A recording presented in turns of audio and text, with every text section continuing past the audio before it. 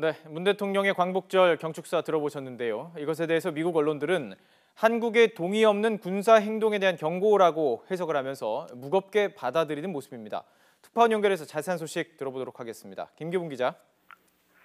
네, 김기봉입니다. 네, 미국 언론들은 문 대통령의 경축사 발언, 어떤 부분에 주목을 하고 있습니까? 네, 아무래도 북한에 대한 미국의 독자적인 군사 행동을 거부하는 문 대통령의 입장을 집중적으로 조명하는 모습입니다. 누구도 대한민국의 동의 없이 한반도에서의 군사 행동을 결정할 수 없다. 뉴욕타임스는 이 발언을 북한에 대한 미국의 일방적 군사 행동 가능성에 대한 남한의 경고라고 평가했습니다. 최근 트럼프 대통령이 북한과 미국이라는 1대1 구도로 상황을 보고 여차하면 독자적으로 군사행동을 할 수도 있다는 식의 발언을 해온 상황에 대해 경계와 비판이라는 분석입니다. 예. 신문은 한국민들은 북한의 호전적인 발언을 많이 들어왔지만 트럼프 대통령마저 비슷한 언사로 대응함으로써 불안해하고 있으며 문 대통령이 미국에 대해 드물게 직설적인 비판을 했다. 이렇게 보도했습니다.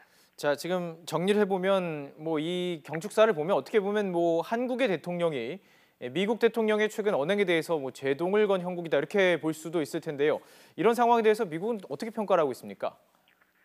네, 관련 기사들은 문 대통령의 이번 발언을 그런 맥락으로 규정하고 있습니다. 하지만 그 발언 자체의 의미와 내용을 풀어서 해석할 뿐 여기에 대한 부정적인 평가는 찾아보기 어렵습니다. 예. 뉴욕타임스의 경우 문 대통령이 대선 후보 시절 필요하면 미국에 노라고 말할 것이다 라고 말했지만 북한의 ICBM급 미사일 발사 이후 사드 발사대 4기의 추가 배치를 지시하는 등 예상보다 긴밀하게 한미 공조에 임하고 있다고 평가했습니다.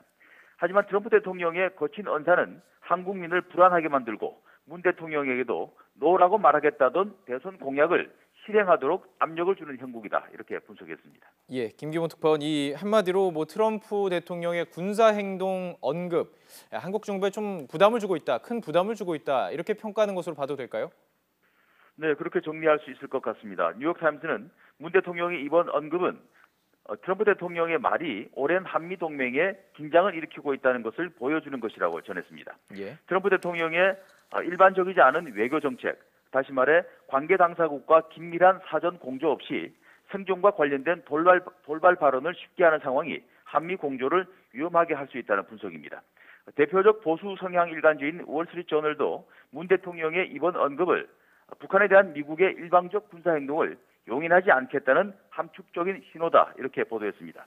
문 대통령의 이런 강력한 언급이 나왔다는 사실 자체가 가장 중요한 동맹인 미국과의 관계에 우려를 낳고 있으며 미국이 한국의 동의 없이 북한을 먼저 공격할 어떤 움직임도 결국 한미 동맹을 긴장시키는 위험이 될 수 있다고 평가했습니다. 네, 지금까지 김기붕 특파원과 함께 문 대통령의 경축사에 대한 미국의 언론 반응 좀 정리해봤습니다. 말씀 고맙습니다.